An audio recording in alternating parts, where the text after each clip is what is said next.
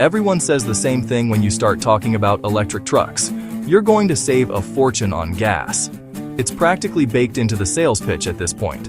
But what if that story doesn't actually hold up for a normal family? Not someone towing a 10,000-pound trailer through the Rockies for a YouTube stress test. I'm talking about real life.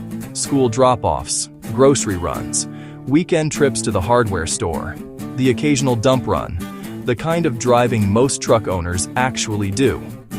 So here's the real question. Can an electric truck genuinely save you money in everyday use? Or are you just buying a very expensive half-ton luxury vehicle with a battery? Here on the Plug-in Report, we don't deal in hype. We ran the numbers on what it really costs to own and operate an electric truck, and what we found might surprise you. Let's start with the hardest part to ignore, the purchase price. You've seen the numbers. A 2026 Chevrolet Silverado EV in a desirable long-range RST trim can easily land in the low to mid-$90,000 range. Look at other flagship electric trucks, and it gets even steeper. A well-equipped Rivian R1T often sits between $80,000 and $90,000. The GMC Hummer EV pickup regularly starts north of $98,000. For a long time, the narrative was simple. The electric version of a truck costs tens of thousands more than gas. But that gap is changing, and faster than a lot of people realize. Take the Ford F-150 Lightning. Yes, it can still cost more than a comparable gas F-150, but Ford has been cutting prices, and EV discounts at dealerships are becoming far more common. When you compare similar trims and equipment levels, the premium is often much smaller than expected. The key is looking past the six-figure headline trucks. Lower-range trims and work truck versions of models like the Silverado EV are available for significantly less than the fully loaded versions that dominate the headlines. Now, let's talk about incentives, because this is where the math changed in a big way. For years, federal tax credits were a major part of the EV value proposition.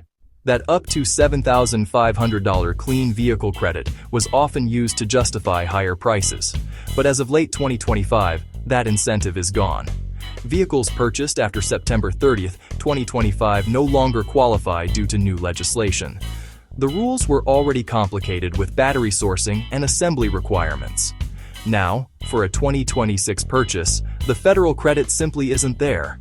That means the sticker price you see is much closer to what you'll actually pay, and it puts far more importance on dealer pricing and choosing the right trim. The real fuel savings. Let's do the actual math. This is the #1 reason people consider an electric truck in the first place, avoiding the gas station. But the savings are often overstated. Let's walk through a realistic example. Start with a gas truck. Say you're driving a Ford F-150 that averages about 20 miles per gallon. With gas at roughly $3.50 per gallon, you're paying about 17.5 cents per mile. Now look at an electric truck. Forget the efficiency numbers you see for sedans. These are heavy, boxy vehicles. Real-world testing shows most full-size electric pickups consume between 0.7 and 1.0 kilowatt-hours per mile, especially at highway speeds or in colder weather. Using the national average electricity cost of around 15 cents per kilowatt-hour, that works out to roughly 10.5 to 15 cents per mile. So yes, electricity is cheaper, but it's not free. And it's not the dramatic difference some people imply. You're saving about 2 to 7 cents per mile. If you drive 15,000 miles a year, that comes out to roughly $300 to $1,050 in annual fuel savings. That's meaningful, but it's nowhere near the five-figure numbers you sometimes hear. Over 5 years, you might save around $5,000, not $20,000. And that assumes you're charging almost entirely at home. To do that properly, you'll need a level 2 charger with a 240-volt outlet. Between the charger and professional installation, you're typically looking at $1,000 to $2,000 out of pocket. There used to be a federal credit to offset that cost. That incentive is now extremely limited and expires entirely on June 30th, 2026. For most suburban buyers, the full installation cost is yours to cover.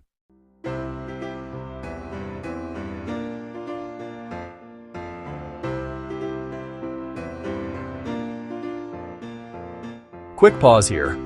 If this kind of real-world breakdown is helpful, and you appreciate straight answers without the marketing gloss, take a second to subscribe to The Plug-in Report.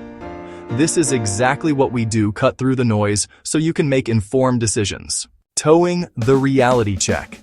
Now we have to talk about towing, because for many truck owners, this is non-negotiable. You've probably heard that towing cuts EV range in half. That's actually a reasonable rule of thumb, and in some cases, it's optimistic.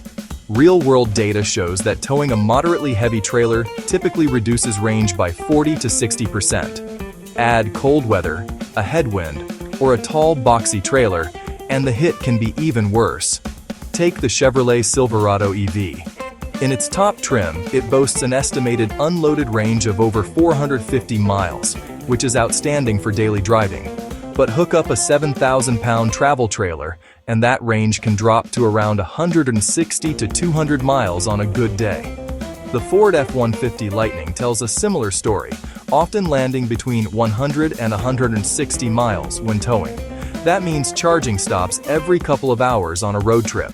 And here's the bigger issue. Public chargers aren't designed for trucks with trailers. You can't just pull in. You have to find space, unhitch the trailer, park it somewhere safe, charge for 40 minutes or more, then hook everything back up again. What should be a quick stop turns into a 90-minute process. For a short trip to a nearby lake, it's annoying. For long-distance towing, it's a deal breaker for most people. Maintenance, reliability, and resale. One of the strongest arguments for EVs is lower maintenance, and that part is absolutely true. No oil changes, no transmission servicing, no belts, spark plugs, or exhaust systems. Over time, scheduled maintenance costs are significantly lower than with a gas truck, but early electric trucks haven't been perfect. Based on data from 2023 and 2024, outlets like Consumer Reports gave the Rivian R1T and Ford F-150 Lightning below-average predicted reliability scores. Issues ranged from software bugs to build quality concerns. That doesn't mean electric trucks are unreliable across the board.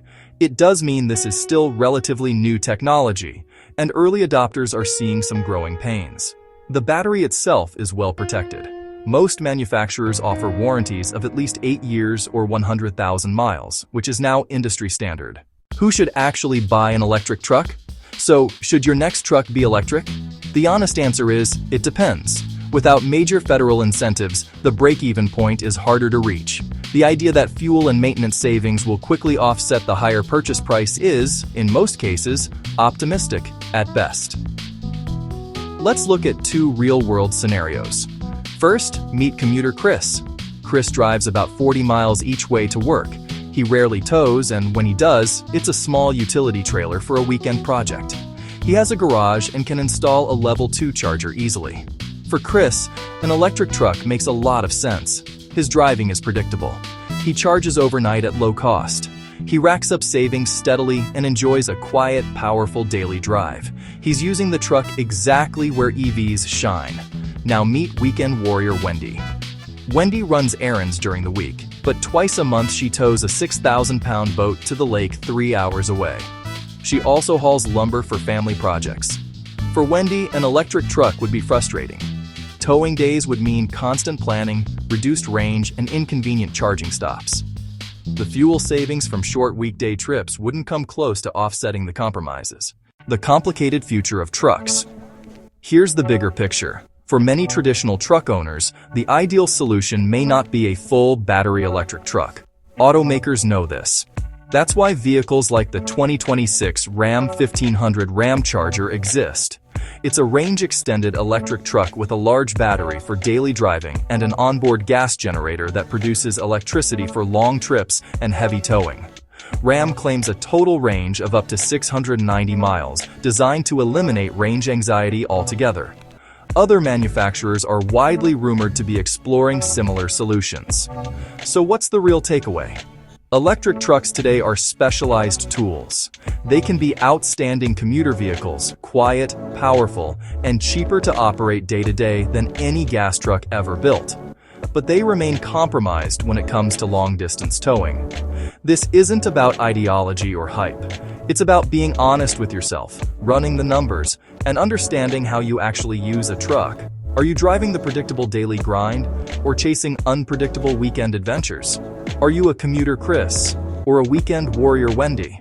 Let me know in the comments. That answer tells you more than any spec sheet ever will.